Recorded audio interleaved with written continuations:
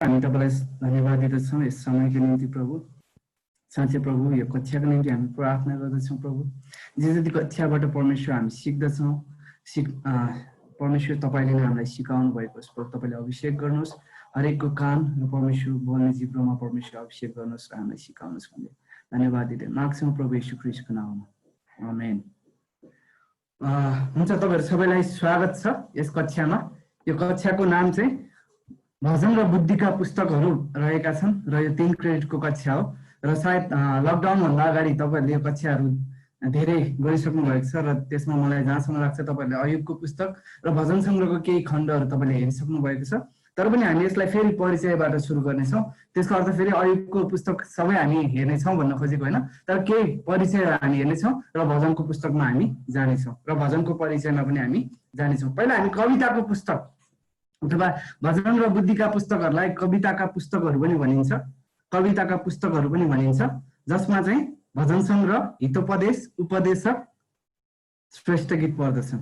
माफ गर्नुहोस्, अयुब सुरुमा है, अयुब, भजन सङ्ग्रह, हितोपदेश, उपदेशक र श्रेष्ठ गीत पर्दछन्। यी 5वटा पुस्तकको सङ्ग्रहलाई हामी भजन र बुद्धिका पुस्तकहरू अथवा कविताका पुस्तकहरू भन्दछौँ। भजन र बुद्धिका पुस्तकहरू अथवा कविताका पुस्तकहरू अथवा कवितात्मक पुस्तकहरू पनि हामी यिनीहरूलाई भन्न सक्छौँ। कवितात्मक पुस्तकहरू र कवितात्मक पुस्तकहरू भन्नाले 5वटा पुस्तकको के गर्छ, सङ्ग्रहलाई जनाउँदछ। तपाईँहरू सबैले याद गर्नुपर्ने कुरा। र सायद तपाईँहरूले जब पुरानो करारको सर्वेक्षण पढ्नुहुन्छ भने त्यहाँ चाहिँ पुरानो करारका 39वटा पुस्तकहरूलाई 5 भागमा विभाजन गरेको तपाईँले पाउन सक्नुहुन्छ। व्यवस्था, इतिहास, कविता, साना अगमवक्ता र ठुला अगमवक्ता, साना अगमवक्ता र ठुला अगमवक्ता गरेर 5 भागमा विभाजन गरिएको छ। र त्यसमध्ये हामी अहिले के हेर्दैछौँ, कविताका पुस्तकहरू। त्यसमध्ये हामी अहिले कविताका पुस्तकहरू हामी हेर्दैछौँ। र यसमा विशेष गरी अरू पुस्तकहरूमा जस्तो यसमा चाहिँ हामी इतिहास अथवा इतिहासहरू पाउँदैनौँ। न त यसमा हामी कहिले पढ्दाखेरि कविताका पुस्तकहरू मानिसको कल्पना हो कि जस्तो पनि हामी महसुस गर्छौँ। तर यो मानिसका कल्पनाहरू भन्दा बाहेक यो चाहिँ अझ उनीहरूको अनुभूतिको विषयमा यसले बताउँदछ होइन, मानिसहरूको अनुभूतिको विषयमा यसले बताउँदछ। हामीले पहिला पनि यसको विषयमा हेरिसकेका छौँ र फेरि पनि हामी हेर्दैछौँ कि यी पुस्तकहरूमा व्यक्तिगत जीवनमा घटेका घटनाहरू वर्णन गरेको पाइँदछ होइन। भजन र बुद्धिका पुस्तकहरूमा हामी हेर्छौँ भने व्यक्तिगत जीवनमा घटेका घटनाहरूको वर्णन हामी पाउँदछौँ। र कवितात्मक पुस्तकहरू मानिसहरूको मनोवृत्त र अनुभूतिसँग सम्बन्ध रहेको छ। अर्थात् भजन र बुद्धिका पुस्तकहरू चाहिँ मानिसहरूको सोच्ने तरिका र उनीहरूले के अनुभव गरे त्योसँग सम्बन्धित रहेको हामी पाउँदछौँ। ऐतिहासिक पुस्तक हिब्रू जातिसँग सम्बन्धित थिए, हामीलाई थाहा छ। ऐतिहासिक पुस्तक हिब्रू जातिसँग सम्बन्धित थिए भने कवितात्मक पुस्तक चाहिँ मानिसको हृदयसँग सम्बन्धित छ। कवितात्मक पुस्तक चाहिँ मानिसको हृदयसँग सम्बन्धित छ। कवितात्मक पुस्तक पुरानो करारको धर्मशास्त्रको कविताहरू मात्रै होइन होइन। कवितात्मक पुस्तक भनेर अब हामी सायद कविताहरू गीतहरू मात्रै हो कि भनेर पनि हामी सोच्न सक्छौँ होइन। तर यिनीहरू चाहिँ केवल कविता र गीतहरू मात्रै होइनन्, तर अगमवक्ताहरूका लेखमा पनि हामी कविताका थुप्रै खण्डहरू पाउँदछौँ होइन। कविताका थुप्रै खण्डहरू हामी पाउँदछौँ इतिहासको पुस्तकमा। अर्थात् व्यवस्था, उत्पत्तिदेखि लिएर तपाईँको इजरासम्म र यसैयादेखि लिएर मलाकीसम्म तपाईँहरूले धेरै अरू खण्डमा पनि त्यहाँ कविताहरू पाउन सक्नुहुन्छ, जसरी हामी कवितात्मक पुस्तकहरूमा पाउँदछौँ। कवितात्मक पुस्तकहरूमा पाउँदछौँ। कविताको पुस्तकहरूले धर्मशास्त्रका अरू साहित्यहरूभन्दा उत्तम तरिकाले भावना, प्रशंसा, आराधना र भक्तिलाई प्रस्तुत गर्दछ। हामी धर्मशास्त्रको अरू खण्डहरूलाई हेर्छौँ भने ती खण्डहरूभन्दा उत्तम तरिकाले चाहिँ के गर्छ, कविताको पुस्तकहरूले भावना, प्रशंसा, आराधना र भक्तिलाई प्रस्तुत गरेको हामी पाउँदछौँ। र यो मानिसको बनावटको एउटा मुख्य भाग पनि हो होइन। यिनीहरू चाहिँ भावना, प्रशंसा, आराधना र भक्ति चाहिँ मानिसको बनावटको एउटा मुख्य भाग हो। त्यसै कारण परमेश्वरले बाइबलका लेखकहरूलाई यसको निम्ति धेरै ठाउँ दिनुभएको छ। त्यसै कारण हामी हेर्छौँ भने कविताका पुस्तकहरूले बाइबलमा धेरै स्थान ओगटेको छ होइन, धेरै ठाउँ ओगटेको छ। जबकि भजन सङ्ग्रहमा मात्र 150वटा अध्यायहरू छन्। बाइबलको सबैभन्दा लामो पुस्तक होइन, बाइबलको सबैभन्दा लामो पुस्तक। अब हामी फेरि अलिकति हामी परिचयकै खण्डमा छौँ, त्यसै कारण हामी पुरानै करारको विषयमा अलिकति अझै हेर्नेछौँ। पुरानो करारलाई मुख्य गरी 4 खण्डमा विभाजित गरिएको छ र यसलाई चाहिँ हामी यसरी प्रस्तुत गर्न गइरहेका छौँ। यसलाई चाहिँ व्यवस्थाको पुस्तक, जसलाई इजरायलको नैतिक जीवनको रूपमा प्रस्तुत गरिएको छ हैन। व्यवस्थाका पुस्तकहरू उत्पत्ति, प्रस्थान, लेवी, गन्ती र व्यवस्था 5 वटा पुस्तकहरू छन्। यसलाई चाहिँ के गरिएको छ? इजरायलको नैतिक जीवनको रूपमा त्यहाँ छेउ प्रस्तुत गरिएको छ। त्यसैगरी इतिहासका पुस्तकले इजरायलको राष्ट्रिय विकास र जीवनको विषयमा देखाउँदछ। इजरायलको राष्ट्रिय विकास र जीवनको विषयमा देखाउँदछ। त्यसैगरी कविताका पुस्तकहरूले इजरायलको आत्मिक जीवनको विषयमा बताउँदछ। कविताका पुस्तकहरूले इजरायलको आत्मिक जीवनको विषयमा बताउँदछ भने अगमबानीका पुस्तकहरूले मसीहमा पुरा हुने इजरायलको भविष्यको जीवनलाई वर्णन गर्दछ। अगमबानीका पुस्तकले भने मसीहमा पुरा हुने इजरायलको भविष्यको जीवनलाई वर्णन गर्दछ। र यसलाई हामी फेरि यसरी इजरायलसँग सम्बन्धित गरेर यसलाई हामीले यहाँ छेउ खण्डन गरेका छौँ र यसलाई हामी सम्पूर्ण मानव जातिको रूपमा पनि हामी यसलाई वर्णन गर्न सक्छौँ। जस्तै व्यवस्थाले सम्पूर्ण मानव जातिको नैतिक जीवनको विषयमा बताउँदछ, इतिहासको पुस्तकले सम्पूर्ण मानव जातिको राष्ट्रिय विकास र जीवनको विषयमा बताउँदछ र कविताका पुस्तकहरूले सम्पूर्ण मानिसको आत्मिक जीवनको विषयमा बताउँदछ भने अगमबानीका पुस्तकले मसीहमा पुरा हुने सम्पूर्ण मानव जातिको भविष्यको विषयमा बताउँदछ। त्यसपछि हामी हेर्छौँ भने कविताका पुस्तकहरूले इजरायल राष्ट्रको कथालाई विस्तारित गर्दैन। योभन्दा अगाडि हामी हेर्छौँ भने उत्पत्तिदेखि लिएर अब परमेश्वरले अब्राहमलाई बोलाउनु भयो, त्यहाँबाट इजरायल जातिको एक हिसाबले सुरुवात भयो हैन। अब्राहम इजरायल जातिका पिता थिए र त्यसपछि हामी हेर्छौँ भने उत्पत्तिदेखि लिएर एजरासम्म त्यसो हामी हेर्छौँ भने त्यसो सम्पूर्ण इतिहास मात्रै हामी पाउँदछौँ हैन। इतिहासमा त्यसो के घटनाहरू भए, को राजाहरू भए, न्यायकर्ताहरू कसरी खडा भए, परमेश्वरले कसरी आफ्ना जनहरूलाई उद्धार गर्नुभयो मिश्रदेखि, त्यो सबै कथाहरू हैन एक हिसाबले इतिहास हामी त्यहाँ पाउँदछौँ भने भजन सङ्ग्रह र बुद्धिका पुस्तकहरूले चाहिँ हामीलाई इतिहासको विषयमा बताउँदैनन्। इतिहासको विषयमा त्यो कुराहरूको निरन्तरता दिँदैनन्। तर विशेष गरी भजन सङ्ग्रह र बुद्धिका पुस्तकहरूले चाहिँ के गर्छन्? दुःखको विषयमा, परमेश्वरको विषयमा, बुद्धिको विषयमा, जीवनको विषयमा र प्रेमको विषयमा प्रश्न उत्तर गरेको हामी पाउँदछौँ। भजन र बुद्धिको पुस्तकमा दुःख, परमेश्वर, बुद्धि, जीवन, प्रेम आदिका विषयमा प्रश्न उत्तर गरेको हामी पाउँदछौँ र बढी मात्रामा परमेश्वर र जीवनको अनुभूतिको विषयमा यसले बताउँदछ। कसरी हामीले परमेश्वरलाई अनुभव गर्न सक्छौँ, परमेश्वरको उपस्थिति र जीवनको अनुभूतिको विषयमा यसले बताएको हामी पाउँदछौँ। परमेश्वरले बाइबलमा यी बुद्धिका पुस्तकहरू राख्नुभयो, जबकि हाम्रो विश्वासी जीवनमा सिद्धान्त, शिक्षा, ईश्वर शास्त्रीय ज्ञान, तर्क वितर्क आदि हुन आवश्यक छ हैन। ती कुराहरू के छन् त? आवश्यक छन्। हाम्रो विश्वासी जीवनमा हामीलाई डक्ट्रिन चाहिन्छ हैन, हामीलाई थियोलोजी चाहिन्छ, त्यसपछि हामीलाई रिजन भन्छ हैन, तर्क वितर्कहरू हामी गर्न चाहन्छौँ। तर त्यति मात्रै हाम्रो जीवनमा आवश्यक छैन। हाम्रो जीवनमा विश्वास, प्रेम, रहस्य र आश्चर्यताहरू पनि आवश्यक भएको कारण परमेश्वरले के गर्नुभएको छ? भजन र बुद्धिको पुस्तक राख्नु भएको छ। हाम्रो जीवनमा प्रेम, विश्वास, रहस्य र आश्चर्यताहरू पनि आवश्यक भएको कारण परमेश्वरले भजन र बुद्धिको पुस्तक यहाँ छेउ बाइबलमा राख्नु भएको छ। जबकि हितोपदेशको पुस्तकले हामीलाई जीवनको विभिन्न क्षेत्रहरूको व्यवहारिकता र त्यसलाई कसरी सुव्यवस्थित रूपमा स्थापना गर्ने भनेर बताउँदछ हैन। हाम्रो जीवनलाई चाहिँ कसरी हामीले परमेश्वरलाई मनपर्ने तरिकाले सुव्यवस्थित रूपमा स्थापना गर्न सक्छौँ भन्ने कुराहरू हामीलाई के गर्छ? हितोपदेशको पुस्तकले बताउँदछ। र हितोपदेशको पुस्तकमा हामी देख्न सक्छौँ दक्षता, व्यवहारिक बुद्धि, समझदारीता, अनुशासन, आत्मसंयम आदि विकास कसरी गर्न सक्छौँ भनेर हामीलाई त्यसले सिकाउँदछ। हितोपदेशको पुस्तकले के गर्छ? दक्षता, व्यवहारिक बुद्धि, समझदारीता, अनुशासन आदि हाम्रा जीवनका विभिन्न पाटाहरूमा हामीले कसरी विकास गर्न सक्छौँ भनेर त्यसले हामीलाई सिकाउँदछ।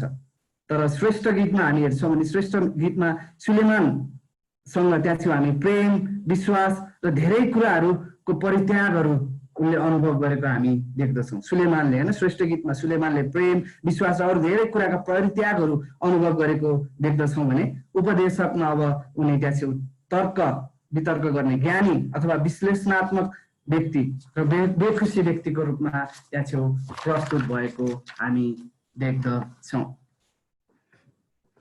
र अब यहाँ चाहिँ हामी हेर्छौँ भने सुलेमानले जब उपदेशक र श्रेष्ठ गीत लेख्छन् उनलाई माफ गर्नुहोस्, जब सुलेमानले उपदेशक लेख्छन् भने उनलाई यहाँ चाहिँ थाहा छ आनन्द प्रेम र विश्वासको जीवन रहस्यको दाजुमा, आनन्द प्रेम र विश्वासको जीवनको रहस्यको दाजुमा यस्तो जीवनलाई उनले व्यर्थ देखाउँदछन्, अर्थात् ज्ञान तर्कको जीवनलाई उनले के गर्छन्, व्यर्थ भन्दछन्। जब त्यहाँ चाहिँ आनन्द र प्रेमसँग अथवा विश्वासको जीवनसँग त्यसलाई दाँजिदछ, विश्वासको जीवनसँग त्यसलाई दाँजिदछ। त्यसै कारण त उनले भन्छ सूर्यमुनि होइन, सूर्यमुनि यस संसारमा भएका थोकहरूमा हामीले जति मन लगाउँछौँ त्यसद्वारा हामीले के गर्छौँ, हाम्रो जीवनलाई व्यर्थतामा डोर्याउँछौँ र हाम्रो जीवनलाई अर्थहीन बनाउन पुग्दछौँ। हाम्रो जीवनलाई हामीले व्यर्थतामा डोर्याउँछौँ जब हामी सूर्यमुनि भएका संसारका थोकहरूमा मात्रै आफ्नो मन लगाउँछौँ भने, र त्यसले के गर्छ, त्यसले हाम्रो आत्मालाई पीडा दिँदछ, त्यसले हाम्रो आत्मालाई पीडा दिँदछ। हामी अझै पनि परिचयकै भागमा छौँ।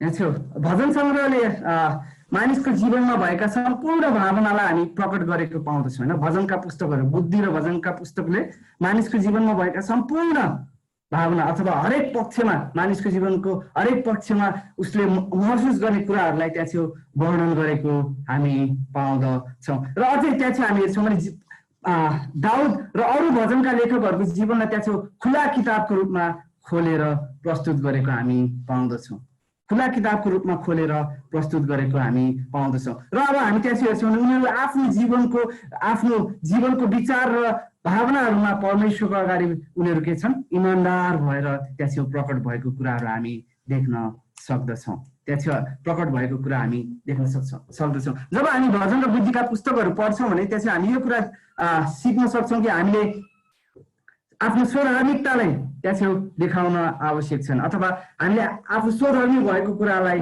प्रस्तुत गर्न आवश्यक छैन। र त्यो कुरालाई छोडेर, त्यो कुरा जब हामी आफू स्वधार्मिक हुन्छौँ भने परमेश्वरको अगाडि हामी के गर्छौँ, झुटा ठहरिन्छौँ भन्ने कुरा त्यहाँ छेउ देखाइएको छ। र दाउद र एलिया हामी जस्तै मानिसहरू थिए होइन, हामी जस्तै अभिलाषामा फस्न सक्ने मानिसहरू थिए, तरै पनि उनीहरूले के गरे, उनीहरूले परमेश्वरसँग खुनहार लगाएर प्रार्थना गरे। याकुब 5:17 हामीलाई यो कुरा बताउँदछ।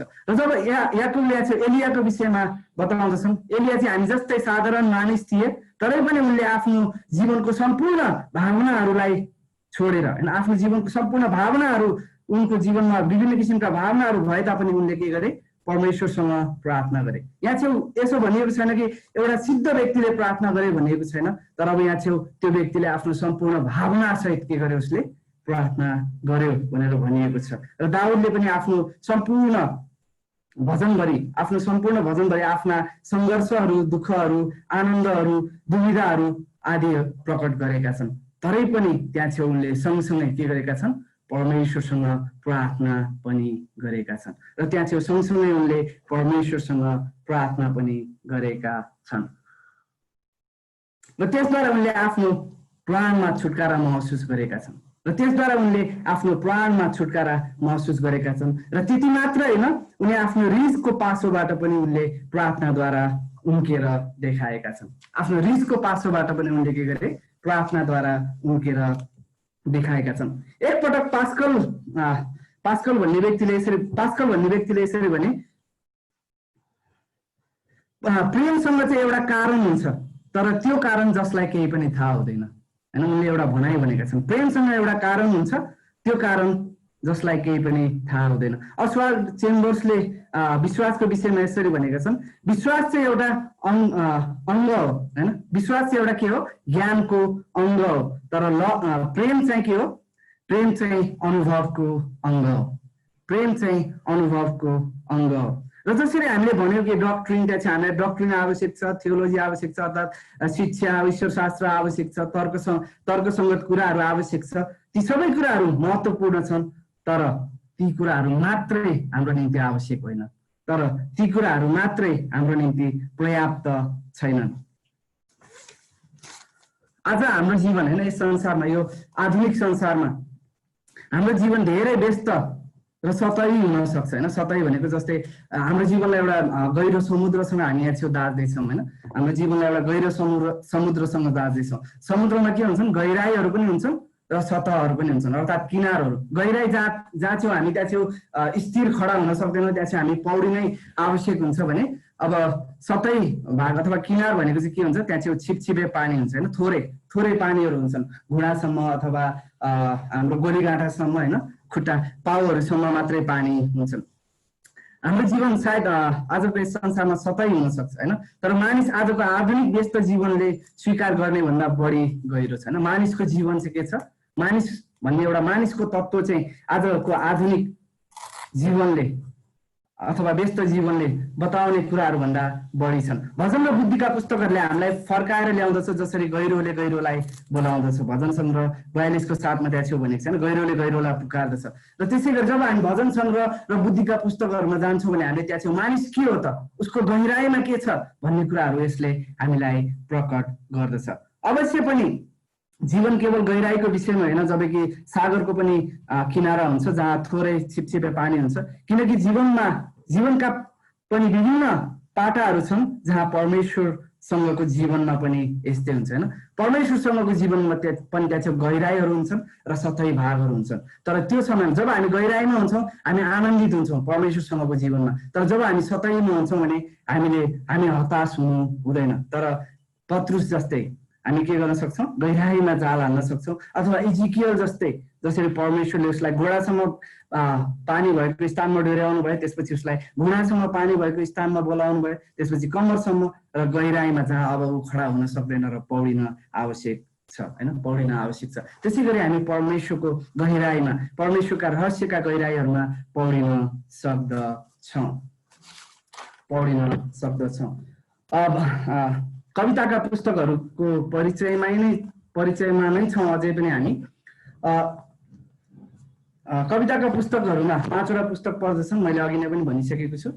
अयुबको पुस्तक, जसलाई दुःख कष्टमा आशिष भनेर हामी भन्न सक्छौँ। अयुबको पुस्तकले हामीलाई सम्पूर्ण रूपमा दुःख कष्टमा उनले कसरी, दुःख कष्टपछि उनले कसरी आशिष पाए भनेर हामीलाई बताउँदछ भने भजन सङ्ग्रह प्रार्थनाद्वारा प्रशंसा होइन, कसरी हामी प्रार्थना सहित परमेश्वरको प्रशंसा गर्न सक्छौँ।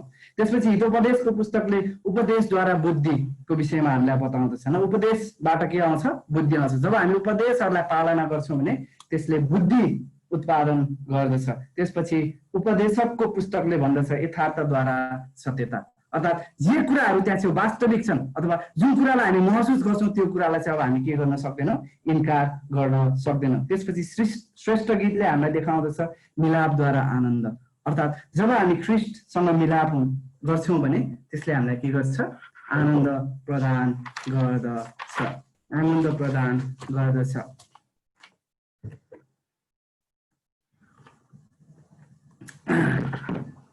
अब कविताका पुस्तकहरू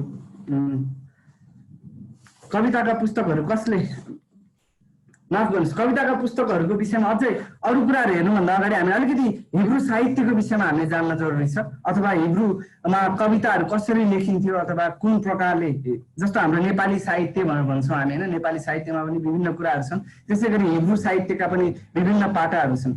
हिब्रू कविताको प्रकृति हामी हेर्नेछौँ अथवा स्वभाव कस्तो छ त। हिब्रू कविताले नेपाली कविताले जस्तो अनुप्रास र छन्दमा जोड दिँदैन होइन। नेपाली कविताहरूमा जस्तो छन्द, अनुप्रास, अब विभिन्न कुराहरू छन्, मलाई त्यति थाहा छैन नेपाली साहित्यमा के हुन्छ भन्ने कुरा, तर हिब्रू कविताले चाहिँ नेपाली साहित्य जस्तो त्यसलाई जोड दिँदैन। हिब्रू कवितामा भने आफ्नो प्रभावका लागि अन्य विशेषतामा निर्भर रहन्छ। समानान्तर, एउटा प्याराललिजम भन्ने शब्द छ, प्याराललिजम होइन। हिब्रू कविता चाहिँ के छ, प्याराललिजममा आधारित छ होइन। यो चाहिँ एउटा हिब्रू कविताको विशेषता हो प्याराललिजम भने। त्यसलाई हामी नेपालीमा समानान्तर भन्न सक्छौँ। हिब्रू कवितामा पनि धेरै अलङ्कारहरू पनि पाइन्छ, अलङ्कारहरू पनि हिब्रू कवितामा के गरिएको छ, प्रयोग गरिएको छ। अब त्यहाँ चाहिँ 3 प्रकारका हिब्रू कविताहरू छन्। पहिलो रहेको छ के, लयात्मक गीती कविता।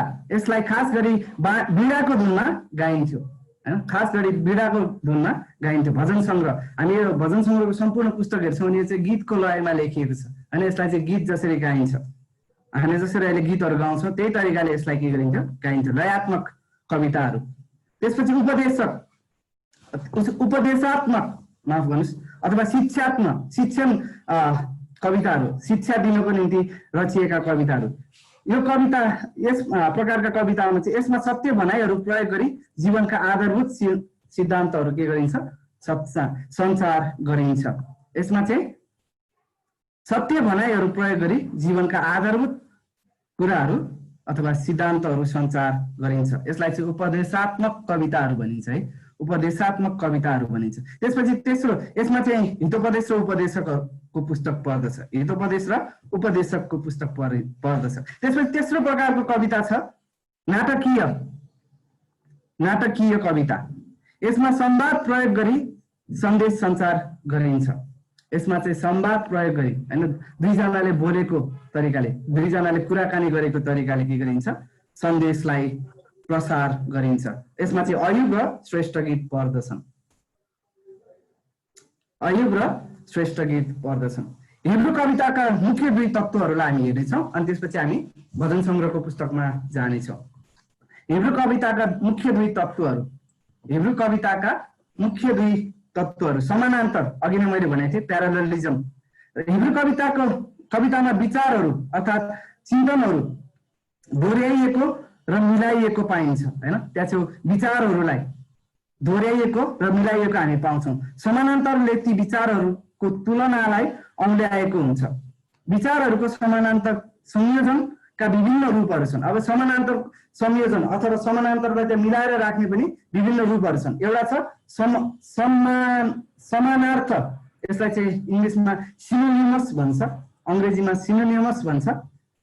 समानार्थ भनेको चाहिँ के हो त, प्रथम लहरको विचार मुख्य गरी दोस्रो लहरमा अर्कै शब्दहरूमा पुनर्वृत्त हुन्छ। जस्तै भजन सङ्ग्रह 2 को 4 पद हामी पढौँ हैन, यसको एउटा उदाहरणलाई हामी हेर्छौँ। भजन सङ्ग्रह 2 को 4 पद यहाँ चाहिँ यसरी लेखेको छ, स्वर्गमा बस्नुहुने हाँस्नुहुन्छ, प्रभुले तिनीहरूको खिसी गर्नुहुन्छ हैन। स्वर्गमा बस्नुहुने हाँस्नुहुन्छ, प्रभुले तिनीहरूको खिसी गर्नुहुन्छ। यहाँ चाहिँ के गरेको छ, प्रथम लहरको विचारलाई अर्कै शब्दमा दोस्रो लहरमा के गरिएको छ, प्रस्तुत गरिएको छ अथवा दोहोऱ्याइएको छ, दोहोऱ्याइएको छ।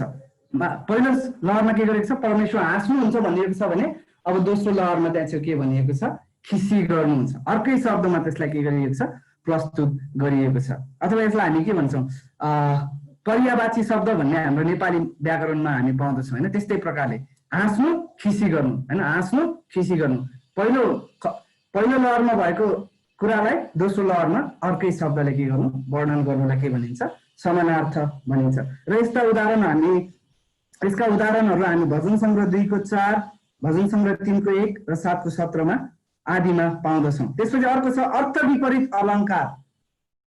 अर्थ विपरीत अलङ्कार, अर्थ विपरीत अलङ्कार। यो कुरालाई हामीले बुझ्यौँ भने हामीलाई भजन सङ्ग्रह र बुद्धिका पुस्तकहरू बुझ्न सजिलो हुन्छ। त्यसै कारणले यो अलिकति अल्छी लाग्दो भए पनि मैले बताइरहेको छु। अर्थ विपरीत अलङ्कार, यसलाई चाहिँ एन्टिथेटिकल भनेर भनिएको छ, अङ्ग्रेजीमा एन्टिथेटिकल भनेर भनिएको छ। यसमा चाहिँ के हुन्छ भने पहिलो लहरको विचारलाई दोस्रो लहरको भिन्न विचारले महत्त्व दिएको हुन्छ। पहिलो लहरको विचारलाई दोस्रो लहरको भिन्न अथवा विपरीत विचारले महत्त्व दिएको हुन्छ। जस्तै उदाहरणको निम्ति भजन सङ्ग्रह 1 को 6 पद हामी पढ्न सक्छौँ, किनकि परमप्रभुले धर्मीजनहरूको बाटो जान्नुहुन्छ तर भक्तिहीनहरूको बाटो नष्ट गर्नुहुन्छ। यहाँ चाहिँ धर्मी र भक्तिहीन बाटो जान्नुहुन्छ, बाटो नष्ट गर्नुहुन्छ भन्ने हामी कुरा पाउँदछौँ। यसरी पनि के गरिएको छ, भजन सङ्ग्रहमा प्रस्तुत गरिएको छ। र 34 को 10 पनि तपाईँले पाउनुहुन्छ। र यी लहरहरू विपरीत अलङ्कारका लहरहरू चाहिँ तर शब्दले के गरेको हुन्छ, चिनाइएको हुन्छ अथवा त्यहाँ चाहिँ फोकस गरिएको हुन्छ। त्यसपछि अर्को रहेको छ संश्लेषणात्मक, यो अलिकति उच्चारण गर्न मलाई पनि गाह्रै भइरहेको छ। संश्लेषणात्मक अर्थात् व्याख्यात्मक भन्न सक्छौँ हामी यसलाई हैन, अझ व्याख्यात्मक भन्न सक्छौँ। अङ्ग्रेजीमा यसलाई सिन्थेटिक भनिएको छ। यसमा चाहिँ कसरी प्रस्तुत गरिएको हुन्छ भने दोस्रो लहरले पहिलो लहरको विचारलाई व्याख्या गर्दछ, यो विस्तार गर्दछ। अर्थात् पहिलो लहरमा भएको कुरालाई के गर्छ, दोस्रो लहरले निरन्तरता दिँदछ। पहिलो लहरमा भएको कुरालाई दोस्रो लहरले निरन्तरता दिँदछ। उदाहरणको निम्ति भजन सङ्ग्रह 1 को 3 तपाईँले पढ्न सक्नुहुन्छ। तब ऊ पानीको नदीको किनारमा रोपिएको रुख जस्तै हुन्छ, जसले आफ्नो ऋतुमा आफ्नो फल फलाउँछ। यहाँ चाहिँ हेर्नु त, पहिलो लहरमा भएको कुरालाई के गरेको छ, दोस्रो लहरले सपोर्ट गरेको छ, त्यही कुरालाई निरन्तरता दिएको छ। पानीको किनारमा रोपेको रुख जस्तो त्यसपछि फल फलाउँछ हैन, रुखले के गर्छ, फल फलाउँछ। त्यसपछि अर्को छ चरम सीमान्तक भन्ने अर्को एउटा रहेको छ। यसलाई चाहिँ क्लाइम्याटिक भन्ने शब्द प्रयोग गरिएको छ अङ्ग्रेजीमा। यसमा चाहिँ के हुन्छ भने दोस्रो लहर चाहिँ अन्तिम शब्दावलीको अपवादसित दोहोरिन्छ हैन, अन्तिम शब्दको अपवादसित दोहोरिन्छ। अर्थात् पहिलो लहरमा भएको अन्तिम शब्दसँगै शब्द के हुन्छ दोस्रो लहरमा त्यहाँ छेउ दोहोरिएको हुन्छ। जस्तै भजन सङ्ग्रह 29 को 1 पद। त्यसपछि अर्को छ प्रतीकात्मक, हामी यसलाई सिम्बोलिक पनि भन्न सक्छौँ, सिम्बोलिक अङ्ग्रेजीमा सिम्बोलिक भन्न सक्छौँ। यसमा चाहिँ एक लहरले मुख्य बिन्दु सञ्चार गर्छ भने अर्को लहरले त्यस बिन्दुलाई के गर्छ चित्रण गर्दछ अथवा प्रष्ट पार्दछ। एक लहरले मुख्य बिन्दु सञ्चार गर्छ भने अर्को लहरले त्यसलाई प्रष्ट पार्दछ। यसको निम्ति उदाहरणको लागि तपाईँले भजन सङ्ग्रह 42 को 1 हेर्न सक्नुहुन्छ र 23 को 1 हेर्न सक्नुहुन्छ। परमप्रभु मेरो गोठालो हुनुहुन्छ, मलाई केहीको घटी हुँदैन। यहाँ छेउ मानिसलाई चाहिँ के गरिएको छ, सरी परमेश्वरलाई चाहिँ गोठालोसँग त्यहाँ चाहिँ के गरिएको छ चित्रण गरिएको छ। त्यसपछि अर्को अलङ्कार, अघि हामीले भर्खरै समानान्तर हेर्दै थियौँ भने अब अलङ्कारलाई हामी हेर्दैछौँ। अलङ्कार चाहिँ दोस्रो प्रमुख तत्त्व हैन, हिब्रू कविताको दोस्रो प्रमुख तत्त्व हो अलङ्कार। यसमा चाहिँ एउटा कुरा भनेर अर्को अर्थ लाग्दछ। अलङ्कार भनेको चाहिँ के हो, भनेको एउटा कुरा हो तर अर्थ के गर्छ अर्को लाग्दछ र त्यसलाई हामी के भन्छौँ अलङ्कार भन्दछौँ। हिब्रू कवितामा विचारहरू तथा मनोभावहरू सञ्चार गर्न अलङ्कार प्रयोग गरिएको हामी पाउँदछौँ। उदाहरणको लागि परमप्रभुको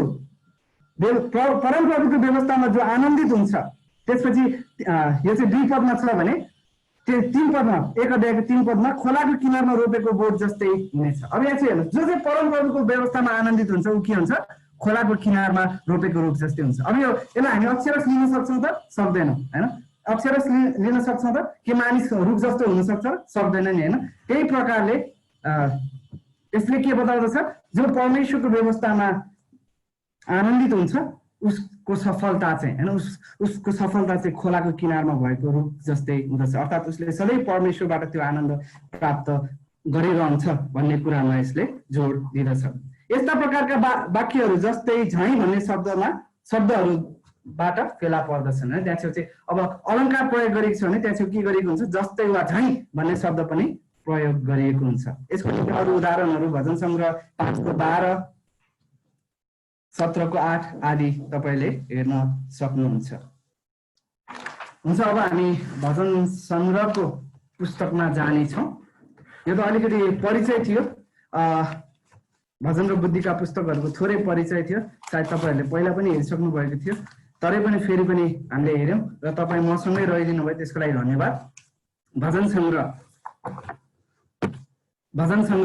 भजन सङ्ग्रह पुस्तक बाइबलको सबैभन्दा लामो र हाम्रो जीवनको सम्पूर्ण अनुभूतिहरूमा मानव हृदयसँग व्यक्त हुने यसका शैलीहरूका कारणले सायद धर्मशास्त्रकै सबैभन्दा बढी प्रयोग हुने पुस्तक हो हैन। भजन सङ्ग्रहले चाहिँ मानिसको हृदयको विषयमा बताउने भएको कारणले, मानिसको हृदयको कुराहरू बताउने भएको कारणले के हो, यो चाहिँ सबैभन्दा बढी प्रयोग हुने पुस्तक पनि हो। हामीले धेरै मात्रामा प्रचारकहरूले भजन सङ्ग्रहबाट प्रचार गरेको पनि सुनेका छौँ। र त्यसपछि यसमा हामी भजन सङ्ग्रहमा बारम्बार सुस्केरा, प्रार्थना, प्रशंसा आदि प्रयोग गरेको हामी देख्दछौँ। सुस्केरा हालेको, प्रार्थना गरेको, प्रशंसा गरेको र गीत गाएको हामी देख्दछौँ। यसका धेरै भागहरूमा भजन सङ्ग्रहका पुस्तकहरूले लेखक किटान नगरे पनि शीर्षकहरूले नै प्राय लेखकको बारेमा औल्याएको पाइन्छ। अब कसले लेखे भन्ने कुरामा, भजन सङ्ग्रह कसले लेखे त भन्ने कुरामा त्यहाँ चाहिँ अब भजन सङ्ग्रहका पुस्तक कसले लेखे भनेर किटान नभए पनि त्यहाँ चाहिँ जब हामी त्यो भजन सङ्ग्रहलाई पढ्छौँ भने त्यसले हामीलाई लेखकको विषयमा केही विचार प्रदान गर्ने हामी देख्दछौँ। त्यसपछि नि भजन सङ्ग्रह कसले लेखे भन्ने विषयमा तपाईँहरूले टिप्न सक्नुहुन्छ। भजन सङ्ग्रहमा 150 वटा अध्यायहरू छन् टोटल, त्यसमध्ये 78 वटा अध्यायहरू दाउदले लेखेका हुन्। त्यसमध्ये 78 वटा लगभग 80 नै भन्न सक्छौँ हामी, अर्को 2 वटा पनि छ। अध्याय 2 र अध्याय 51 हैन 51 सहित गरेर लगभग 78-80 भन्न सक्छौँ हामी यसलाई हैन, दाउदले लेखेका हुन्। यसमा भजन सङ्ग्रह 1 देखि 41, 51 देखि 70, 51 देखि 70, 86, 103, 108 देखि 110, 122, 124, 131, 133 र 138 देखि 145 सम्म पर्दछन्। 138 देखि 145 सम्म दाउदले लेखेको भजनहरूमा पर्दछन्। त्यसपछि 12 वटा भजन संग्रहहरू आसाफले लेखेका हुन्। 12 वटा भजन संग्रहहरू आसाफले लेखेका हुन्, जसमा भजन संग्रह 50 र 73 देखि 83 पर्दछन्। भजन संग्रह 50 र 73 देखि 83 पर्दछन्। त्यसपछि अर्को 12 वटा भजनहरू कोरह र उनका छोराहरूले लेखेका हुन्। अर्को 12 वटा भजनहरू कोरह र उनका छोराहरूले लेखेका हुन्, जसमा भजन संग्रह 42 देखि 49, 84 देखि 85 र 87 देखि 88 पर्दछन्। त्यसपछि 2 वटा भजनहरू सुलेमानले लेखेका हुन्। 2 वटा भजनहरू सुलेमानले लेखेका हुन्, जसमा भजन संग्रह 72 र 127 पर्दछन्। भजन संग्रह 72 र 127 पर्दछन्।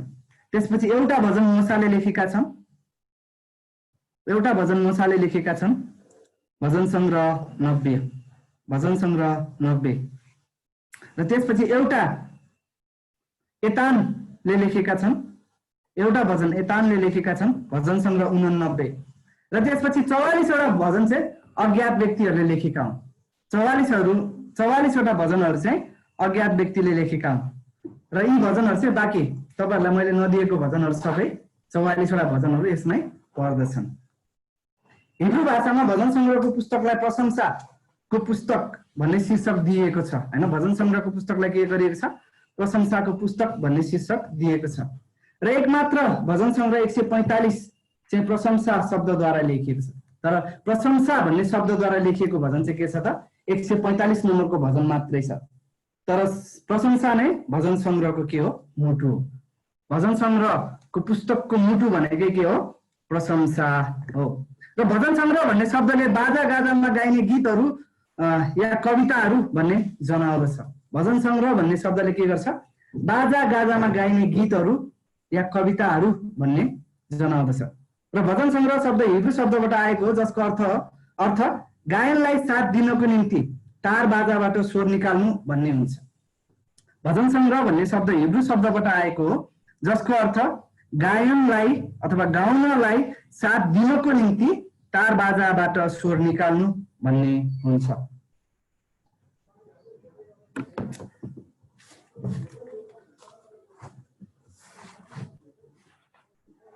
र भजन संग्रहका पुस्तकमा केही विशेष शब्दहरू प्रयोग गरिएको छ। मिजमोर भन्ने एउटा शब्द प्रयोग गरिएको छ, चाहिँ सायद नेपाली बाइबलमा हामी पाउँदैनौँ, तर जब हामी हिब्रू बाइबलमा हेर्छौँ भने मिजमोर भन्ने शब्द यहाँ चाहिँ प्रयोग गरिएको छ। र यसको अर्थ हुन्छ भजन। यसको अर्थ हुन्छ भजन, जुन अघि भर्खर हामीले भजन संग्रहको तपाईलाई अर्थ दियौँ, त्यही अर्थ यसमा लागू हुन्छ। र 57 वटा भजनहरूमा चाहिँ के छ? यो शीर्षकद्वारा सुरु भएको छ भजनहरू। 57 वटा भजनहरू चाहिँ भजन संग्रहका 150 वटा अध्याय मध्ये 57 वटा अध्याय चाहिँ मिजमोर भन्ने शीर्षकबाट सुरु भएको छ। त्यसपछि अर्को छ शिर। अर्को शब्द रहेको छ शिर, जसको अर्थ हुन्छ गीत। र 29 वटा भजन चाहिँ यो शीर्षकबाट सुरु भएको छ, शिर भन्ने शीर्षकबाट सुरु भएको छ। त्यसपछि अर्को शब्द रहेको छ मास्किल। मास्किल, जसको अर्थ हुन्छ ध्यानमग्न कविताहरू। ध्यानमग्न कविताहरू।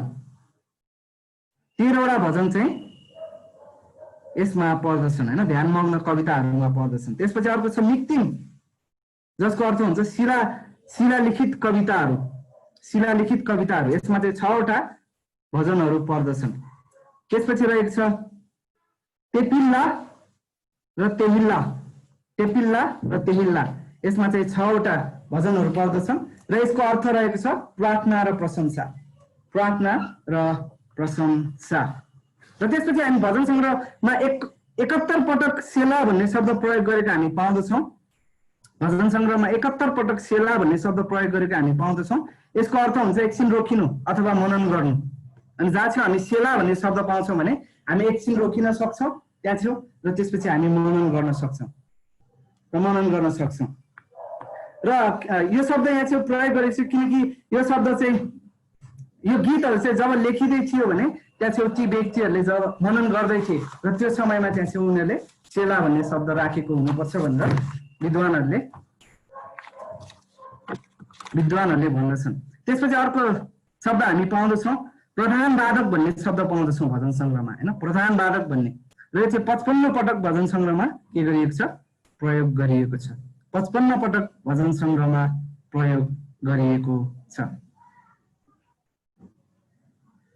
र यसको अर्थ यो हुन्छ कि यो प्रधान वादक भनेर जति ठाउँमा हामी पाउँछौँ यो 55 वटा भजनहरू चाहिँ के गरिन्थ्यो, मन्दिरमा आराधना गर्नको निम्ति त्यहाँ छेउ सङ्गीतकारहरूले के गर्थे, यसलाई प्रयोग गर्थे भन्ने हामी बुझ्दछौँ। जब हामी त्यहाँ छेउ प्रधान वादक भन्ने शब्द भजन सङ्ग्रहमा पाउँछौँ भने मन्दिरमा आराधना गर्ने बेलामा सङ्गीतकारहरूले यी भजनहरूलाई प्रयोग गर्थे भन्ने कुरा हामी बुझ्दछौँ।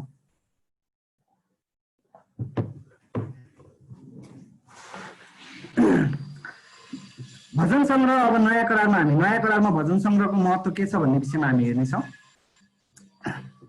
भजन सङ्ग्रह चाहिँ नयाँ करारमा अरू कुनै पनि पुस्तक भन्दा बढी के गरिएको छ, उद्धरण गरिएको छ। भजन सङ्ग्रहको पुस्तक चाहिँ नयाँ करारमा अरू कुनै पनि पुरानो करारका पुस्तक भन्दा बढी उद्धरण गरिएको छ। र अवश्य पनि यो लामो किताब भएको कारणले पनि यसो भएको हुनसक्छ, होइन, भजन सङ्ग्रह चाहिँ लामो किताब भएको कारण पनि यसो भएको हुनसक्छ। र भजन सङ्ग्रह हामी हेर्छौँ भने सुरुवाती मण्डलीहरूमा के गर्थे, उनीहरूले आफ्नो आराधनामा भजन सङ्ग्रहलाई उनीहरूले निरन्तर रूपमा गाउने गर्दथे। आफ्नो आराधनामा भजन सङ्ग्रहलाई उनीहरूले निरन्तर रूपमा गाउने गर्दथे। पहिलो कोरिन्थी 14:26, एफिसी 5:19, कलसी 3:16 यी पदहरूले हामीलाई बताउँदछ कि सुरुवातका मण्डलीहरूले के गर्थे, भजन सङ्ग्रहलाई आफ्नो आराधनामा गाउने गर्दथे। र त्यति मात्र नभएर भजन सङ्ग्रहमा ख्रिस्टको विषयमा भविष्यवाणीहरू पनि हामी पाउँदछौँ। भजन सङ्ग्रहमा के गर्छौँ, ख्रिस्टको विषयमा हामी भविष्यवाणीहरू पनि पाउँदछौँ। र त्यति मात्र नभएर ख्रिस्टले पनि भजन सङ्ग्रहका कुराहरूलाई उद्धरण गर्नुभएको हामी पाउँदछौँ। ख्रिस्टले पनि भजन सङ्ग्रहका कुराहरूलाई उद्धरण गर्नुभएको हामी पाउँदछौँ। अलिकति हामी ख्रिस्टको विषयमा हेर्नेछौँ। ख्रिस्ट मसीह सम्पूर्ण बाइबलकै केन्द्रबिन्दु हुनुहुन्छ, होइन, ख्रिस्ट चाहिँ के हुनुहुन्छ, सम्पूर्ण बाइबलकै केन्द्रबिन्दु हुनुहुन्छ। र भजन सङ्ग्रहमा हामी ख्रिस्टको क्रुस, चढाइ, मृत्यु, पुनरुत्थान आदिको कुराहरूलाई हामी के गर्छौँ, पाउँदछौँ।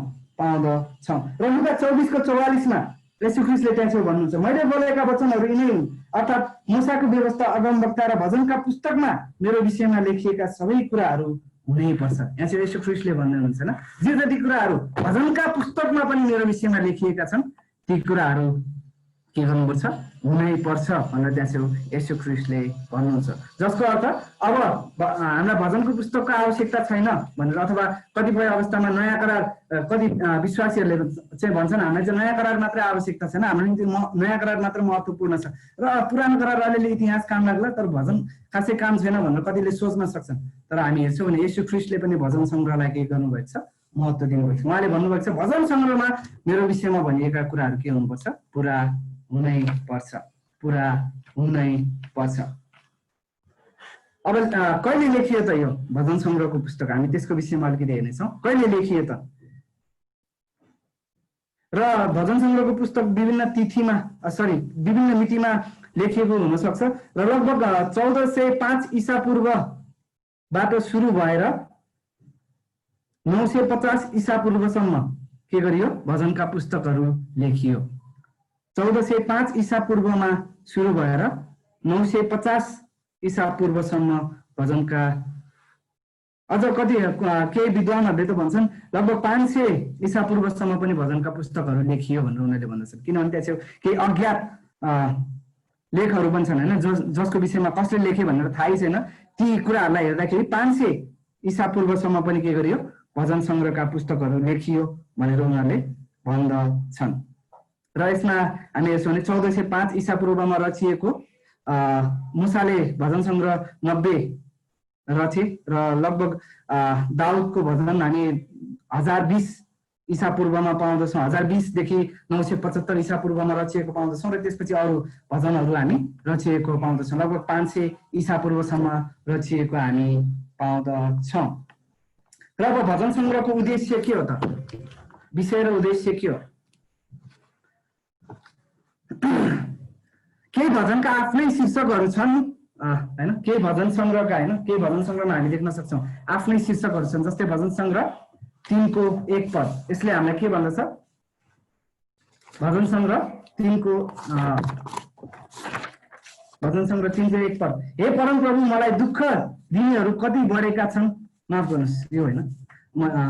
भजन सङ्ग्रह 3 को 1 मा चाहिँ हामी अगाडि शीर्षक पाउँछौँ, एक भन्दा अगाडि त्यहाँ चाहिँ भनिएको छ दाउदको भजन, जब उनी अब्सलोम आफ्नो छोराबाट भाग्दै थिए। त्यसपछि भजन सङ्ग्रह 18 को 1 मा हामी पाउँदछौँ प्रधान वादकका निम्ति दाउदको भजन, परमेश्वरका सेवक दाउदको भजन भनेर त्यहाँ चाहिँ शीर्षक दिएको पाउँदछौँ।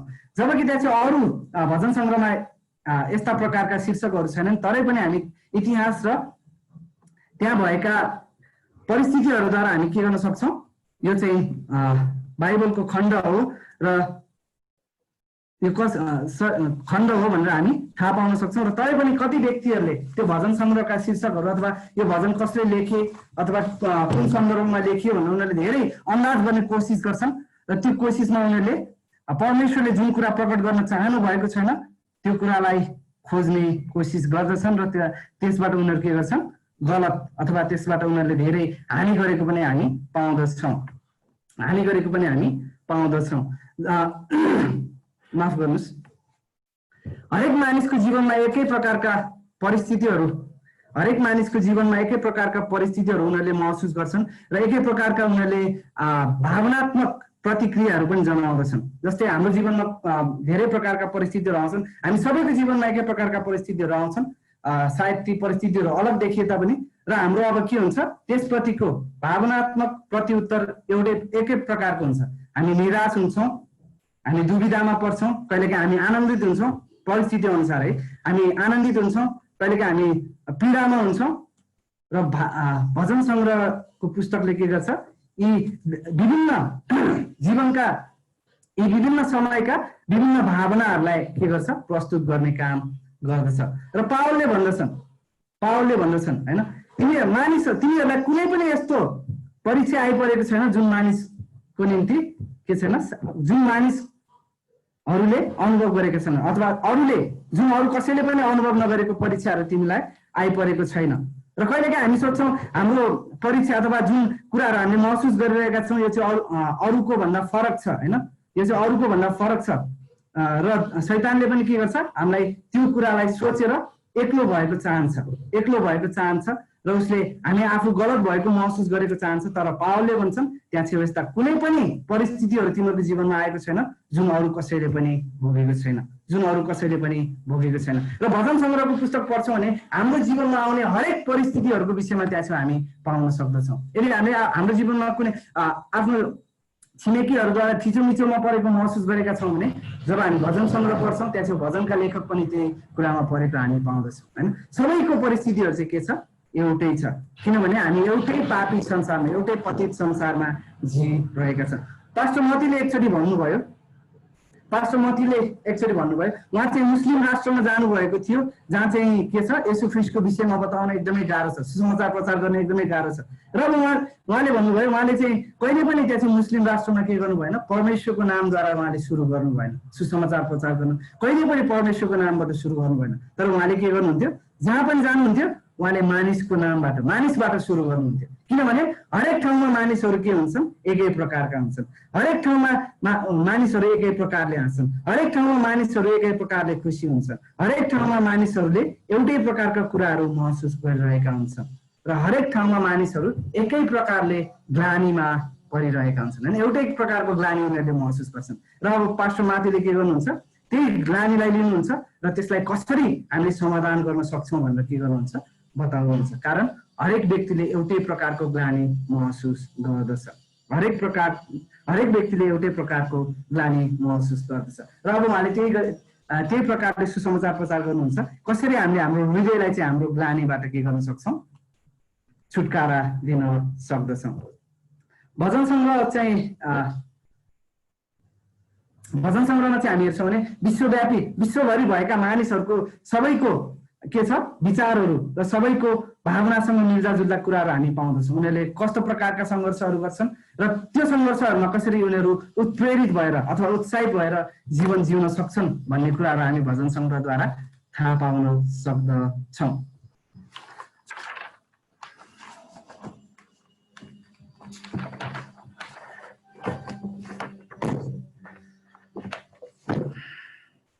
अब हामी भजन सङ्ग्रहको रूपरेखालाई अलिकति हेर्नेछौँ। भजन सङ्ग्रहका रूपरेखा। भजन सङ्ग्रहलाई विशेष गरी 5 भागमा बाँडिएको छ। भजन सङ्ग्रहलाई विशेष गरी 5 भागमा बाँडिएको छ। मानिस र सृष्टि सम्बन्धी भजनहरू, मानिस र सृष्टि सम्बन्धी भजनहरू। भजन सङ्ग्रह 1 देखि 41, भजन सङ्ग्रह 1 देखि 41 अध्यायसम्म हामी यो कुराहरू पाउँदछौँ। यो चाहिँ के गर्छ उत्पत्तिको पुस्तकसँग मिल्दोजुल्दो छ। उत्पत्तिका पुस्तकसँग मिल्दोजुल्दो हामी पाउँदछौँ। त्यसै गरी दोस्रो इजरायल र छुटकारा सम्बन्धी भजनहरू। इजरायल र छुटकारा सम्बन्धी भजनहरू। भजन सङ्ग्रह 42 देखि 72 अध्यायहरू। भजन सङ्ग्रह 42 अध्यायदेखि 72 अध्यायसम्म। यो चाहिँ प्रस्थानसँग मिल्दोजुल्दो छ। प्रस्थानको पुस्तकसँग मिल्दोजुल्दो हामी पाउँदछौँ। त्यसपछि तेस्रो भाग रहेको छ आराधना र मन्दिर सम्बन्धी भजनहरू। आराधना र मन्दिर सम्बन्धी भजनहरू। भजन सङ्ग्रह 73 देखि 89 अध्यायसम्म। भजन सङ्ग्रह 73 देखि 89 अध्यायसम्म। यो चाहिँ लेवीको पुस्तकसँग मिल्दोजुल्दो हामी पाउँदछौँ। यो चाहिँ लेवीको पुस्तकसँग मिल्दोजुल्दो हामी पाउँदछौँ। त्यसपछि चौथो भाग रहेको छ पृथ्वीमा हाम्रो अस्थायी वास सम्बन्धी भजनहरू। पृथ्वीमा हाम्रो अस्थायी वास सम्बन्धी भजनहरू। भजन सङ्ग्रह 90 देखि 106 अध्यायसम्म। भजन सङ्ग्रह 90 देखि 106 अध्यायसम्म। यो चाहिँ हामी गन्तीको पुस्तकसँग मिल्दोजुल्दो पाउँदछौँ। यो चाहिँ हामी गन्तीको पुस्तकसँग मिल्दोजुल्दो पाउँदछौँ। त्यसपछि पाँचौँ भाग रहेको छ अन्तिम भाग प्रशंसा र परमेश्वरको वचन सम्बन्धी भजनहरू। प्रशंसा र परमेश्वरको वचन सम्बन्धी भजनहरू। भजन सङ्ग्रह 107 देखि 150 सम्म। भजन सङ्ग्रह 107 देखि 150 सम्म। यो चाहिँ व्यवस्थासँग मिल्दोजुल्दो हामी पाउँदछौँ। यो चाहिँ व्यवस्थासँग मिल्दोजुल्दो हामी पाउँदछौँ। हामी भजन सङ्ग्रहको पुस्तकलाई विभिन्न प्रकारले वर्गीकरण गर्न सक्छौँ होइन।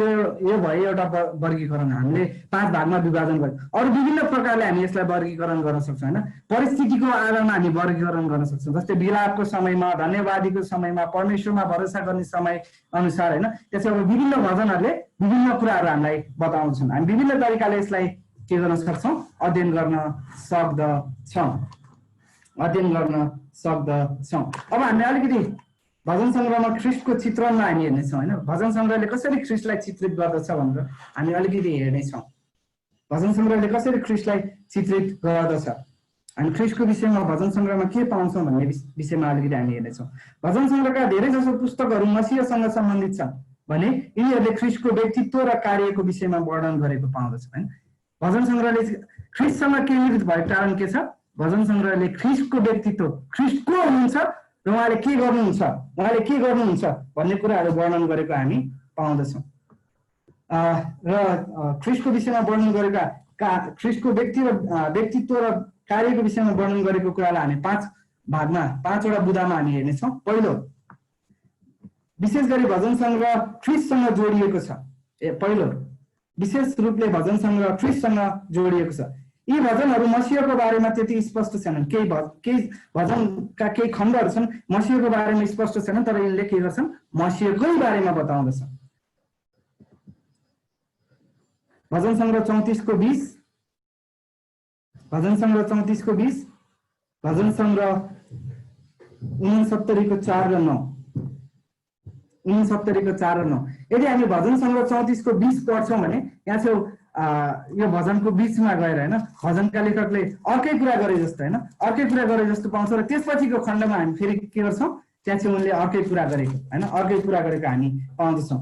एकचोटि हामी पढ्नेछौँ 34 को 20 पद म पढ्नेछु, तपाईँहरूले सुन्न सक्नुहुन्छ। यहाँ चाहिँ यसरी लेखिएको छ, यहाँ चाहिँ शीर्षकमा रहेको छ है 34 भजन सङ्ग्रह 34।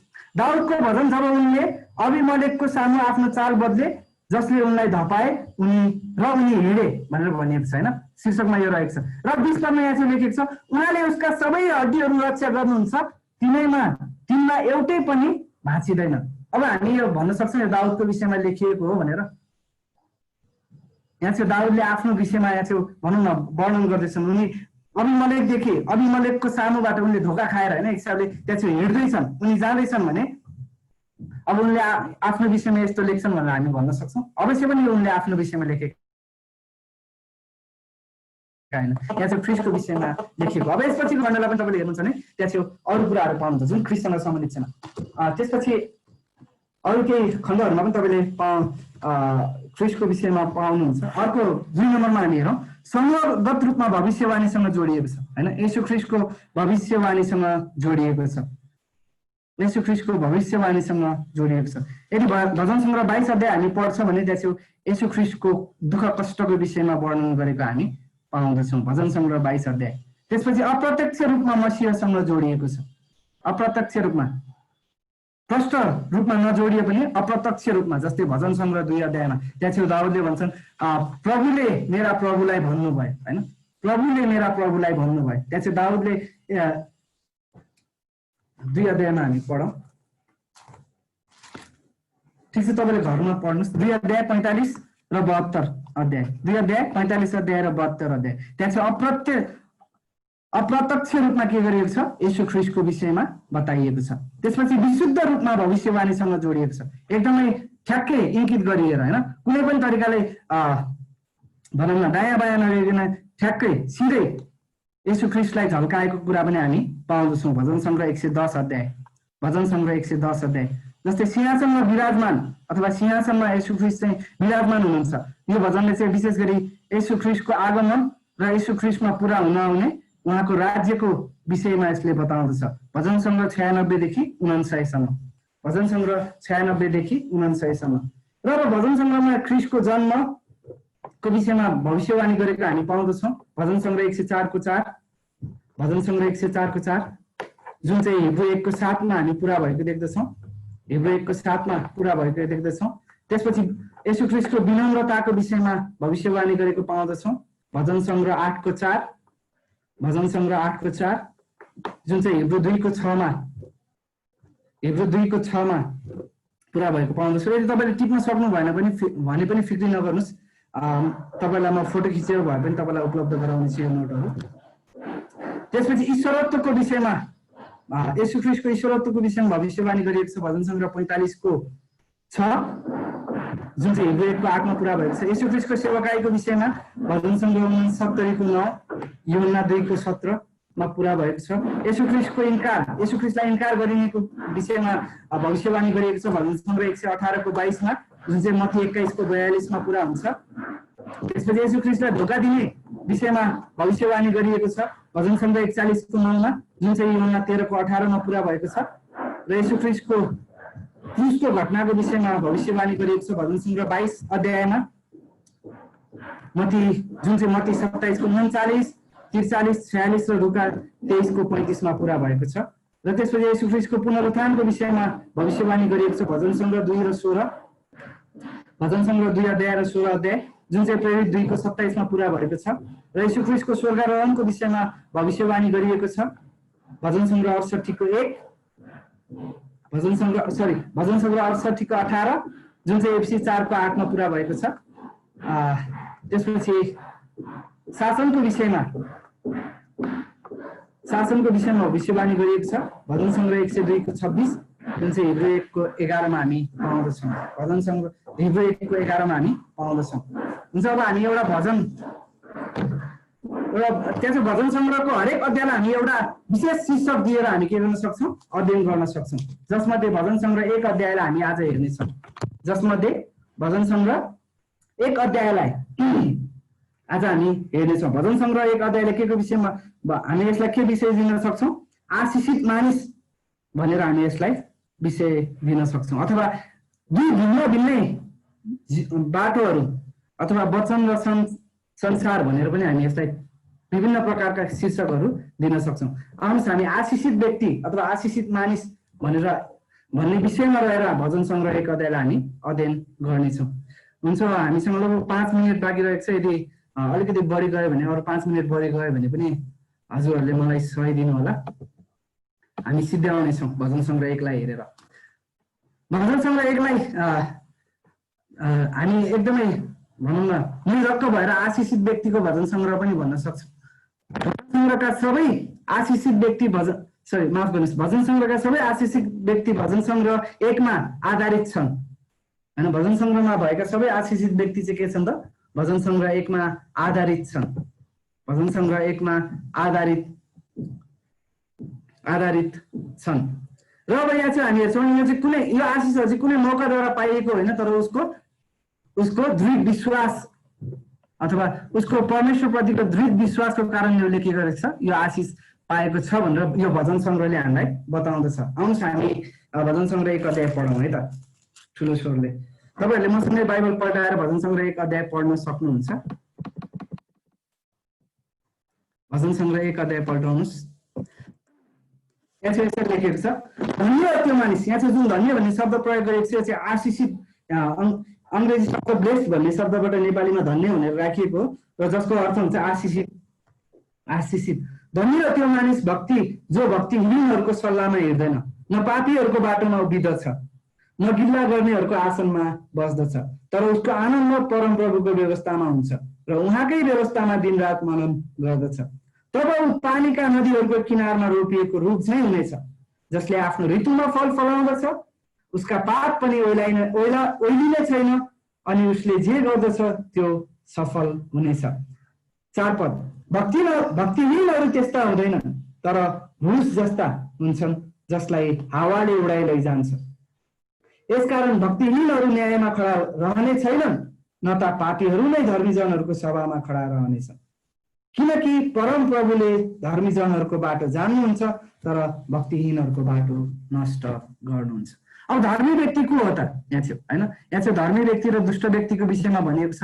आशिषित व्यक्ति र जसले आशिष पाएको छैन त्यो व्यक्तिको विषयमा भनिएको छ। पहिलो कुरा धर्मी व्यक्ति को हो त? भजन सङ्ग्रह 1 ले 2 प्रकारका मानिसको विषयमा हामीलाई बताउँदछ, धर्मी मानिस अनि दुष्ट मानिस। यो भजन हिब्रू कविताको आधारमा छ, जसले सकारात्मक सत्य तथ्य नकारात्मक तथ्यलाई व्याख्या गर्न सकेको छ। सकारात्मक सत्यसँगै नकारात्मक तथ्यलाई पनि यसले के गरेको छ? व्याख्या गरेको छ। दाउदले हामीलाई धर्मी मानिस अनि अधर्मी मानिसको विषयमा स्पष्ट प्रतिरूप दिएका छन् हैन। यहाँ छेउ दाउदले के गरेका छन्? धर्मी मानिस र अधर्मी मानिसको स्पष्ट प्रतिरूप यहाँ छेउ प्रदान गरेका छन्। जस्तै उदाहरण, धर्मी मानिस दुष्टहरूको युक्तिमा के गर्दैन? चल्दैन, जसको अर्थ ऊ परमप्रभुको मार्गमा चल्दछ। दुष्टहरूको युक्तिमा चल्दैन भन्नुको अर्थ के हो? ऊ परमप्रभुको युक्तिमा, परमप्रभुको विचारमा हिँड्दछ। परमेश्वरको वचनमा उसले उहाँको युक्तिलाई पाउँदछ, अर्थात् परमेश्वरको वचनमा उसले के गर्छ? सधैँ परमेश्वरको विचारहरूलाई उसले पाउँदछ र त्यही अनुसार ऊ के गर्छ? दिनरात त्यसमा हिँड्दछ, एकदमै ध्यान दिएर हिँड्दछ र ऊ खुसी हुन्छ। परमेश्वरको विचारमा नै ऊ खुसी हुन्छ। परमप्रभुको वचनलाई शक्तिशाली बनाउनको निम्ति उहाँको वचनलाई आज्ञा पालन गर्नु हो भन्ने कुरा पनि उसले जान्दछ हैन। परमप्रभुको वचनलाई शक्तिशाली बनाउने कसरी त? जब उसले परमप्रभुको वचनलाई आफ्नो जीवनमा प्रयोग गर्छ, त्यसपछि के हुन्छ? उसले परमप्रभुको वचनलाई शक्तिशाली बनाउँदछ हैन। परमप्रभुको युक्तिमा हिँड्नु पर्छ भन्ने कुरा उसले वचनमै पाउँदछ। त्यसपछि अर्को हामी हेर्छौँ भने स्थिरता। त्यहाँ चाहिँ हामी स्थिरता देख्दछौँ। धर्मी मानिस खोलाको छेउमा रोपेको रुख जस्तो हुन्छ हैन, स्थिर हुन्छ। जब ऊ परमप्रभुको वचनमा परमप्रभुको विचारहरूमा ऊ लागिरहन्छ भने के हुन्छ? ऊ स्थिर रहन्छ, जसरी खोलाको किनारमा रोपेको रुख हुन्छ हैन। खोलाको किनारमा रोपेको रुख हुन्छ। जस्तै खोलाको किनारमा रोपेको रुख के हुन्छ? कस्तो हुन्छ? त्यहाँ छेउ खोलाको किनारमा रोपेको रुख जहाँ छेउ उसको जरा गाडेको हुन्छ, त्यहाँ छेउ माटो एकदमै मलिलो हुन्छ र त्यहाँ छेउ त्यो माटो पनि एकदमै भिजेको हुन्छ र उसको जरा के गर्न सक्छ? एकदमै तलसम्म, एकदमै गहिराइसम्म फैलिएर जान सक्छ, जसको कारण के हुन्छ त्यो एकदमै जतोसुकै आधी बेरी आउँदा पनि के गर्न सक्छ, स्थिर भएर एकदमै नहल्लिकन खडा रहिरहन सक्छ। त्यहाँ चाहिँ हजारौं टनको ट्रक आएर रुखसँग ठोकियो भने पनि त्यो ट्रक चाहिँ बरु चकनाचुर हुन्छ, त्यो रुखलाई केही पनि हुँदैन हैन, त्यो रुखलाई केही पनि हुँदैन। त्यही प्रकारले जब हामी परमेश्वरको वचनमा हैन परमेश्वरको वचनमा ध्यान दिन्छौँ, परमेश्वरको वचनलाई पालना गर्छौँ भने हामी पनि त्यही प्रकारको मानिस हुन्छौँ, त्यही प्रकारको त्यो रुख जस्तै हैन मानिस हुन्छौँ, जसलाई कुनै पनि विपत्ति अथवा कुनै पनि सङ्कटले के गर्न सक्दैन, हल्लाउन सक्दैन, कुनै पनि सङ्कटले हल्लाउन सक्दैन। र यसले के गर्छ, हामीलाई स्थिर बनाउँदछ। येशू ख्रीष्टले पनि यस्तै एक मानिसको विषयमा भन्नुभयो जसले उहाँको शिक्षा सुन्छ अनि त्यही अनुसार गर्दछ। मत्ती 7:24 र 25 पदमा तपाईँले हेर्नुभयो भने त्यहाँ चाहिँ येशू ख्रीष्टले भन्नुभएको छ हैन, 7:24 र 25, धन्य हो त्यो मानिस जसले मेरो वचन सुन्छ, म त्यसलाई के गर्छु, एउटा बुद्धिमान मानिससँग तुलना गर्दछु हैन, बुद्धिमान मानिससँग तुलना गर्दछु। त्यसपछि अर्को यहाँ चाहिँ अर्को शब्द हामी पाउँदछौँ भजन सङ्ग्रह 1 अध्यायमा, प्रचुरता र सफलता। धर्मी मानिस फलदायक हुन्छ, जस्तो त्यो रुखले हैन जसले आफ्नो ऋतुमा फल दिन्छ हैन, त्यहाँ चाहिँ उसले के गरेको छ, हरेक समय उसले त्यहाँ चाहिँ आफ्नो खुराकहरू पाइरहेको छ, उसले पर्याप्त मात्रामा पानी पाएको छ, त्यति मात्र नभएर खोलामा आउने खनिजहरू पनि उसले पाएको छ, र अब उसले के गर्छ, आफ्नो समयमा उसले के गर्न सक्छ, फल दिन सक्छ। र अब एउटा विश्वासीले पनि परमेश्वरको वचनलाई औधी प्रेम गरेपछि हैन, धेरै प्रेम गरेको कारण अब के गर्छ, ऊ परमेश्वर प्रतिको ज्ञानमा जीवित हुन्छ, ऊ परमेश्वर प्रतिको ज्ञानमा जीवित हुन्छ। अझ त्योभन्दा पनि ऊ परमेश्वरसँगको सम्बन्धमा अगाडि बढ्दछ र यसले के गर्छ, उसलाई फलदायी बनाउँदछ, र यसले के गर्छ, उसलाई फलदायी बनाउँदछ। जसरी येशू ख्रीष्टले पनि यूहन्ना 15 अध्यायमा भन्नुभयो हैन, यूहन्ना 15 अध्यायको 5 पदमा, म चाहिँ दागको बोट हुँ र तिमीहरू चाहिँ हाँगाहरू हो, यदि तिमीहरू ममा रहिरह्यो भने तिमीहरूले के रहिरह्यो र मेरा वचनहरू तिमीहरूमा रहिरह्यो भने तिमीहरूले के गर्छौ, फल फलाउनेछौ, र म बिना तिमीहरूले केही पनि गर्न सक्दैनौ। त्यही प्रकारको कुरा हामी यहाँ चाहिँ पाउँदछौँ। र त्यसपछि दीर्घायु, धर्मी मानिसले आफ्नो वृद्ध अवस्थामा कहिल्यै निराश हुनु पर्दैन हैन, वृद्ध अवस्थासम्म पनि उसले कहिल्यै निराश हुनु पर्दैन हैन, ऊ एकदमै जोसिलो हुन्छ। जस्तै अस्ति हामी एउटा फ्युनरलमा गएका थियौँ, हाम्रो सागाको बुवा हुनुहुन्थ्यो, रामबहादुर बुवा, उहाँ चाहिँ बित्नुभयो, र उहाँ चाहिँ त्यो वृद्ध अवस्थासम्म पनि, उहाँ अलिकति बिरामी पर्नुभयो केही समय अगाडि, त्योभन्दा अगाडि हामी हेर्छौँ नि, जब हामी उहाँलाई भेट्न जान्थ्यौँ उहाँ एकदमै जोसिलो हुनुहुन्थ्यो हैन, एकदमै जोसिलो हुनुहुन्थ्यो, र उहाँ भनौँ उहाँमा कुनै पनि प्रकार उहाँ आफूले कहिले पनि आफूलाई वृद्ध जस्तो देखाउनु हुँदैन थियो। जब हामी उहाँलाई देख्थ्यौँ उहाँमा एउटा जवानको जोस देख्दथ्यौँ होइन, उहाँलाई देखेर हामी पनि जोसिलो हुन्थ्यौँ। त्यही प्रकारको कुराहरू होइन परमेश्वरले धर्मीजनलाई दिनुहुन्छ, त्यही प्रकारको कुराहरू परमेश्वरले धर्मीजनलाई दिनुहुन्छ। र त्यति मात्र नभएर सफलता र सुरक्षा पनि परमेश्वरले धर्मीजनलाई दिनुहुन्छ भनेर भजन सङ्ग्रह 1 अध्यायले हामीलाई बताउँदछ हैन, भजन सङ्ग्रह 1 अध्यायले हामीलाई बताउँदछ। अब त्यसको निम्ति हामीले के गर्नु पर्यो त, त्यसको निम्ति एकदमै सजिलो कुरा छ, हामीले दुष्टहरूको युक्तिमा होइन तर परमेश्वरको युक्तिमा लागिरहन आवश्यक छ, दुष्टहरूको युक्ति होइन तर परमेश्वरको युक्तिमा लागिरहन आवश्यक छ। र त्यसपछि 6 पदले भनेअनुसार होइन, किनकि परम प्रभुले धर्मीजनहरूको बाटो जान्नुहुन्छ तर दुष्टहरूको बाटो नष्ट गर्नुहुन्छ। आमेन। हुन्छ, धन्यवाद।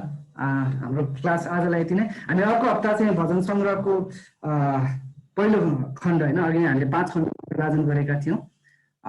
भजन सङ्ग्रह 1 देखि 41 अध्याय पहिलो खण्ड थियो, त्यो पहिलो खण्डलाई हामी अर्को हप्ता सिद्ध्याउने छौँ।